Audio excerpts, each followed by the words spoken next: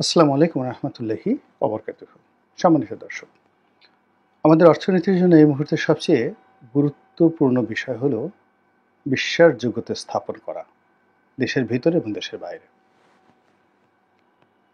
বিনিয়োগের একটা পরিবেশ তৈরি করা এবং মানুষের কাছে যে সঞ্চিত অর্থ রয়েছে আমাদের দেশে, সে যে কোনো একটা ব্যবসায় সেটা বিনিয়োগ করবে, শিল্প কলকারখানা স্থাপন করবে, দোকান দেবে। এই বিষয়গুলোর জন্য সবচেয়ে বেশি দরকার হলো একটা পলিটিক্যাল স্ট্যাবিলিটি, রাজনৈতিক স্থিতিশীলতা। সেটি নেই। ফলে গত ৭-৮ মাসে নতুন করে বিনিয়োগ, সেটি বৃহত্তর পরিসরে হোক বা ছোট পরিসরে হোক, এটা হয়নি। এমনকি শেখ হাসিনার জামানাতে যে মুরগির খামারগুলো ছিল, গরুর খামারগুলো ছিল, এটি সেই জুলাই আগস্ট বিপ্লবের পরে অনেকগুলো প্রান্তিক লেভেলের খামারিদের, যারা আওয়ামী লীগপন্থী খামারি, এদের সংখ্যা হাজার হাজার। এদের গরু ছাগল যেভাবে লুটপাট হয়েছে, যেভাবে এনে গাবতলীতে বিক্রি করা হয়েছে, এর ফলে কত হাজার খামারির যে জীবন নষ্ট হয়ে গেছে, এটার তথ্য আমাদের কাছে নেই। বিকল্পভাবে আবার এই জমানাতে গত ৭ মাসে ছোট ছোট মুরগির খামার বা গরুর খামার এরকম হয়েছে, কতটা হয়েছে তারও তথ্য নেই। কিন্তু এখানে একটা বিরাট ঘাটতি রয়ে গেছে। ফলে আমাদের যে প্রান্তিক জনগোষ্ঠী, সেখানে কর্মসংস্থান নেই, বেকারত্ব বেড়েছে, দারিদ্রতা চারিদিক থেকে ধেয়ে আসছে। এর ফলে সমাজে যে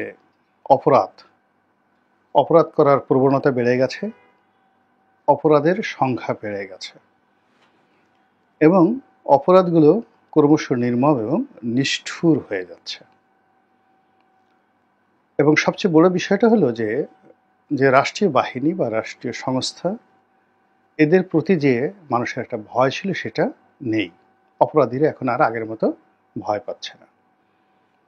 ২ নম্বর হলো, অপরাধীরা কুকর্ম করতে গিয়ে যে একেবারে ডাকাতের মনে যে হৃদয় ছিল, ধর্ষকদের মধ্যে যে বিবেক ছিল, সেটা রহিত হয়ে গেছে।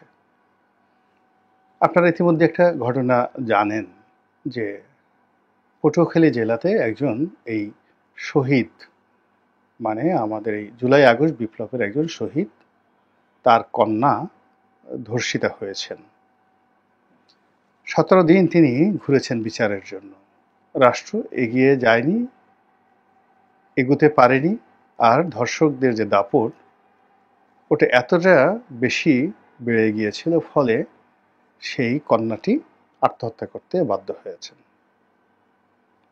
আর সেই কন্যার আত্মহত্যা উপলক্ষে এই যারা জুলাই আগস্ট বিপ্লবের নেতা, তারা আবার পটুয়াখালীতে গেছেন। যাওয়ার সময় তারা যেভাবে ঠাট্টা মশকরা, মানে হাসি তামসা করছিলেন, যেগুলো ভিডিও ফুটেজ রীতিমতো ভাইরাল হয়ে পড়েছে। অবস্থার দৃষ্টি মনে হচ্ছিল তারা জিয়াফত খাওয়ার জন্য যাচ্ছেন অথবা বিয়ে শাদী খাওয়ার জন্য সেখানে যাচ্ছেন। তো এই যে একটা মানসিক বৈকল্য, অর্থাৎ যারা একটা অনুষ্ঠানে যাচ্ছেন, সেই নেতাদের মধ্যে সেই মানসিক বৈকল্য, যেখানে তাদের ড্রেস কোড, পোশাক, হাঁটা চলা, কথাবার্তা, যেহেতু সবসময় তাদেরকে ভিডিওর মধ্যে রাখা হচ্ছে, তো তাদের ব্যক্তিত্ব কেমন হওয়া উচিত, এই বোধটা তাদের মধ্যে এখন আর আসেনি, ব্যাকুল হয়ে গেছেন। শুধু তাই নয়, তাদের নেতা ডক্টর মোহাম্মদ ইউনূস তিনিও এই পোপের অন্ত্যেষ্টিক্রিয়াতে গেলেন রোমে।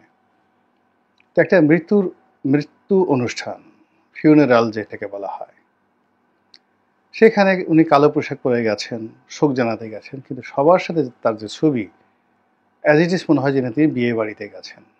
সে কি হাসি, চাঁদের হাসি। তো তিনি যেভাবে হাসছেন, তার কর্মীরাও হাসছে, তার দলের লোকজনও হাসছে। আর ওদিকে ধর্ষিতা, তিনি কবরে গেছেন, আর পোপ তো অন্ত্যেষ্টিক্রিয়ার মাধ্যমে তিনিও মহাধাম, মানে পৃথিবী থেকে একেবারে তার যে গন্তব্য অনন্তলোকে তিনি চলে গেছেন। এখন পোপের মতো আর বা এই ধর্ষিতার মতো অন্য হাজার হাজার মানুষ এখন এই ইহলোক ত্যাগ করে মৃত্যু কামনা করছে। এর কারণ হলো দারিদ্রতা ধেয়ে আসছে, অভাব ধেয়ে আসছে, এবং সমাজে বিচার পাওয়ার মতো কোনো জায়গা নেই। এমনকি যারা বিচার বিভাগে আছে তারা এই সময়টিতে যতটা অসহায় হয়ে পড়েছেন, পেশকার থেকে শুরু করে বিচারক পর্যন্ত, এমন ঘটনা ইতিপূর্বে ঘটেনি। ফলে কি হলো, এই জুলাই আগস্ট বিপ্লবের পরে আগস্ট সেপ্টেম্বর অক্টোবরে মানুষের যে স্বপ্ন ছিল, সেই স্বপ্নের মূল বিষয় ছিল ইনুস ম্যাজিক। তাকে ঘিরে মানুষের স্বপ্ন ছিল, আশা ছিল, সব কিছু এখন বুমেরাং হয়ে গেছে। ২ নম্বর হলো তার একেবারে আশেপাশে যারা লোকজন ছিলেন তারাও তিনি যতটা না বড় তার চেয়ে আরো ১০০ গুণ বড় করে তাকে প্রদর্শন করানো হয়েছে। তিনি ক্ষমতা এলে IMF শেখ হাসিনার জমানার চাইতে আরো বেশি টাকা দেবে। তিনি বাংলাদেশে আছেন, বিশ্বব্যাংক, ADB, IDB, জাইকা দুহাতে টাকা দেবে। তিনি ক্ষমতায় আছেন, পশ্চিমারা, ইউরোপ এবং আমেরিকার লোকরা দুহাতে এখানে ইনভেস্ট করবে, বাংলাদেশে দুধের নহর প্রবাহিত হবে। এরকম যে একটা ভাইব, এটা এখন একেবারে রীতিমতো বুমেরাং হয়ে পড়েছে। এবং সেই বুমেরাংয়ের উপর একটা রীতিমতো কুঠারাঘাত হলো IMF এর যে একটা কিস্তি, চতুর্থ কিস্তি এবং তৃতীয় কিস্তি বা চতুর্থ কিস্তি, যেটি ডিসেম্বর মাসে ছাড় হওয়ার কথা ছিল, এটা ডিসেম্বর মাসে হয়নি এবং জুন মাসে হচ্ছে না। ফলে দুটো কিস্তি একই সঙ্গে আটকে গেল। এবং এখানে IMF এর যে কর্তা ব্যক্তি যিনি ছিলেন, আমি ওইভাবে আসলে স্ক্রিপ্ট দেখে বলি না, তো এগুলো নামগুলো টু দি পয়েন্ট আমি বলতে পারছি না, যিনি এই বাংলাদেশ থেকে যারা গেছেন, গভর্নর, অর্থ উপদেষ্টা, তাদের সাথে বৈঠক করার জন্য, লুৎফে সিদ্দিকী, মানে তারা এত সুন্দর করে ইংরেজি বলেন, তারা সবাই বিশ্ব ব্যাংকে কাজ করেছেন, ওয়ার্ল্ড ব্যাংকে তাদের রেকর্ড পরিমাণ বন্ধুবান্ধব রয়েছে। তো কাজেই তারা আশা করেছিলেন যে আরও ভালো কিছু হবে, কিন্তু দেখা গেল যে সংবাদ সম্মেলন করে IMF এর যারা কর্তা ব্যক্তি তারা বলে দিলেন যে আমরা এখনো পর্যন্ত সমঝোতায় পৌঁছাতে পারিনি। মানে ডিসেম্বরে যেটা দেওয়ার কথা ছিল সেটা তো হবেই না, জুনে যেটা দেওয়ার কথা ছিল সেটাও হবে না আপাতত। এর মধ্যে সমস্যা দেখা দিয়েছে। অথচ শেখ হাসিনার জামানাতে যখন এই IMF এর ঋণ চাওয়া হলো, তখন আসলে IMF এর ঋণ শেখ হাসিনার জন্য দরকার ছিল না, কিন্তু প্রচণ্ড রকম একটা বিশ্বাস এবং আস্থার সংকটে পড়ে গিয়েছিল বাংলাদেশ। ঋণ, বাংলাদেশের ঋণ মানটা একেবারে পারফেকশনে ছিল, কোনো বৈদেশিক দায় দেনা ওইভাবে ডিফল্ট হয়নি। প্রাইভেট সেক্টরে কিছু এলসির পেমেন্ট আটকে গিয়েছিল দুর্বল ব্যাংকগুলোর কারণে, বাংলাদেশের ব্যাংকগুলোর কারণে নয়। যেমন ধরুন এসালামের ব্যাংকগুলো কিংবা অন্য যে ব্যাংকগুলো থেকে প্রচুর পরিমাণ টাকা নেওয়া হয়েছে, এটা ওই ব্যাংকগুলোর সমস্যা ছিল, কিন্তু ডলারের ক্রাইসিস ছিল না, কেন্দ্রীয় ব্যাংকের কোনো সমস্যা ছিল না। এরকম প্রাইভেট সেক্টরে যে সমস্যাটা তৈরি হয়ে গিয়েছিল, আস্থার সংকট, ফলে বাংলাদেশের কোনো এলসি, ব্যাংকের এলসি, এমনকি সোনালী ব্যাংকের এলসি, তারাও বিদেশি যে ব্যাংকগুলো গ্রহণ করছিল না তৃতীয় পক্ষের অ্যাড কনফার্মেশন ছাড়া। অর্থাৎ যদি বাংলাদেশের ফার্স্ট সিকিউরিটি ব্যাংক টাকা না দেয়, তাহলে তৃতীয় একটি ব্যাংক, যেমন standard chartered bank, HSBC bank, American city bank NA, বা নেদারল্যান্ডের ABN AMRO, এরকম অনেকগুলো ইন্টারন্যাশনাল ব্যাংক রয়েছে যারা থার্ড পার্টি গ্যারান্টার হিসেবে কাজ করে। তো শেখ হাসিনার জমানার শেষ 6 মাসে এরকম থার্ড পার্টি গ্যারান্টারের সংখ্যা বেড়ে গিয়েছিল এবং অনেকগুলো পেমেন্ট ব্যাকলগে পড়ে গিয়েছিল। এটাই ছিল সমস্যা। কিন্তু সরকারি যে পেমেন্টগুলো, অর্থাৎ রাষ্ট্র যে পেমেন্টগুলো করছিল, তার একটা পেমেন্টও ওরকম কিন্তু ভাবে ব্যাড পেমেন্ট হয়নি। শুধুমাত্র বাংলাদেশ পেট্রোলিয়াম কর্পোরেশনের কিছু পেমেন্ট এখানে আটকে ছিল, যেটি ম্যানেজ করা হয়েছিল। তো ওই অবস্থাতে আন্তর্জাতিক অঙ্গনে একটি বিশ্বাসযোগ্যতা আনার জন্য আওয়ামী লীগের IMF এর লোন দরকার ছিল, যে এই দেশের সব কিছু স্বাভাবিক হচ্ছে। তো যখন IMF এর লোকজন এলো, আমরা যারা আওয়ামী বিদ্বেষী ছিলাম অনেকে জানতাম এই ঘটনা, যে আওয়ামী লীগের এই বিষয়গুলো ফাইলপত্র হয়ে আছে, কিন্তু আমরা বললাম যে আওয়ামী লীগ $10 বিলিয়ন চুরি করে নিয়ে গেছে। অর্থাৎ IMF বলছে যে তোমার অ্যাকচুয়াল রিজার্ভ হলো $22 বিলিয়ন, আওয়ামী লীগ বলছে যে না, আমার 32 বিলিয়ন বা আরো $8 বিলিয়ন, $30 বিলিয়ন।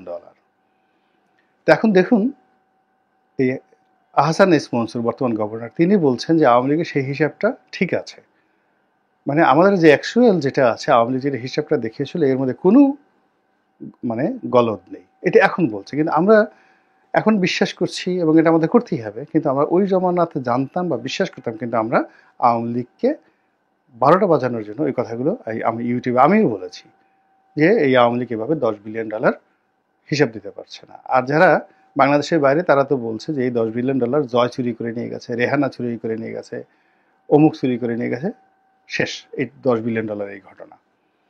তারপর আওয়ামী লীগের এই $20 বিলিয়ন এখন আছে, তার দেনা আছে $100 বিলিয়ন, $80 বিলিয়ন, এরকম কথাবার্তা আমরা কিন্তু বানিয়ে বানিয়ে বলেছি ওই সময়টাতে। তো এর ফলে কি হলো, প্রাইভেট সেক্টরে আমাদের বাংলাদেশে আওয়ামী লীগের জমানার শেষ 1 বছর কোনো বিনিয়োগ হয়নি, ডাইরেক্ট ফরেন ইনভেস্টমেন্ট এবং লোকাল ইনভেস্টমেন্ট হয়নি, কিন্তু ওটাকে পরিসংখ্যান ব্যুরো বড় করে দেখিয়েছে যে না ঠিকঠাক মতো হয়েছে, আমরা এগুলো সমালোচনা করেছি। তো এই যে বিষয়গুলো যখন চলছিল তখন আইএমএফ এর লোন যখন তাদের জন্য অপরিহার্য হয়ে গেল, তারা আসলো, আমি তারপরে জাকিব রিয়া অন্যান্য যারা আছেন, তা আমরা বললাম পূবের চাঁদ পশ্চিমে উঠে যেতে পারে, আওয়ামী লীগ এই মানে পাবে না, আইএমএফ এর লোন পাবে না। কিন্তু দেখা গেল খুব দ্রুততম সময়ে, কারণ ওই সময়টাতে 3টি দেশ অর্থাৎ বাংলাদেশ, পাকিস্তান এবং কলম্বো মানে শ্রীলঙ্কা, তারা এই আইএমএফ পিছিয়ে পিছিয়ে ঘুরছিল এবং বাংলাদেশের মানে ঝড়ের গতিতে, বিদ্যুতের গতিতে বাংলাদেশের লোন আইএমএফ স্যাংশন করে। আনবিলিভেবল, বিকজ তখন বাইডেন প্রশাসন অ্যাবসলিউটলি শেখ হাসিনার বিরুদ্ধে, কিন্তু আইএমএফ সব কিছু দিল এবং পরবর্তীতে তারা 2টো কিস্তি ছাড় করলো, 3য় কিস্তি ছাড় করতে গিয়ে তারা দেখা গেল মানে নর্মাল যা পাবে তার চেয়ে আরও বেশি টাকা তারা দিয়ে দিল একেবারে পতনের আগ পর্যন্ত। এখন সেখানে মানে এই যে আওয়ামী লীগের যে রাজনীতি, তাদের যে অর্থনীতি, তাদের যে রেখে যাওয়া সহায় সম্পদ, এখন ইচ্ছে করলেও আদানি সম্পর্কে এখন হাইকোর্টে রিপোর্ট দিতে হচ্ছে বা বলতে হচ্ছে সব কিছু পারফেক্ট। তাহলে কি করেছে? আমরা বলেছি 26 লাখ লোক ভারতীয় কাজ করে, এখন কই 26 লাখ তো দূরের কথা, 2,60,000 লোককে আপনি খুঁজে বের করেন তো বাংলাদেশ থেকে কোথায় কোথায় ভারতীয় আছে।